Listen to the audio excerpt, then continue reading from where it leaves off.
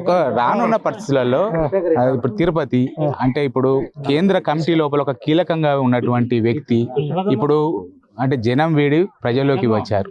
రానున్న రోజు లోపల అంటే ఏం చేయబోతున్నాడు అనేటువంటిది కూడా ఆసక్తిగా ఉంటుంది. ప్రజల కోసం ఏం చేస్తారు అంటే మీరు వాస్తవానికి ప్రజల కోసమే తుపాకీ పట్టారు, ఉద్యమ బాట పట్టారు. ఇప్పుడు కూడా ప్రజల కోసమే నిలుస్తున్నటువంటి నేపథ్యం లోపల ఏం చెప్పదలుచుకున్నారు? ఇప్పుడు నేను ప్రజల మధ్యలోనే ఉండాలనుకుంటున్నా, ప్రజల కోసమే పనిచేయాలనుకుంటున్నా. కాబట్టి ఏం చేయడము అనేటువంటిది ప్రజలందరినీ కూడా వ్యక్తులుగా, ఫ్రెండ్ సర్కిల్, గ్రూపులుగా అట్లా కలవడం ద్వారా వాళ్ళ ఫీలింగ్స్ ఏంటిది, వాళ్ళు ఏం కోరుకుంటున్నారు అనేది అర్థం చేసుకోవడం అవసరం. ఇప్పుడు ఏం చేస్తా అని నాకు నేను ఏదో గొప్పగా నాకు నేను చెప్పుకోవడం బాగుండదు. ముందు అసలు ప్రజలందరినీ కలవడం అనేది అవసరం.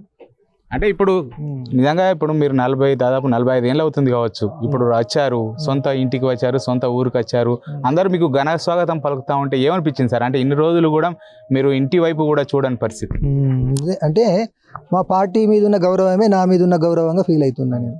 అంటే అంటే నేను వ్యక్తిగా కాదు, మా పార్టీ ఎందరో మంది అమరుల త్యాగాల చరిత్ర ఫలితమే ఈ గౌరవం. సరిపోతుందండి, సరిపోతుంది. అంటే ఇప్పుడు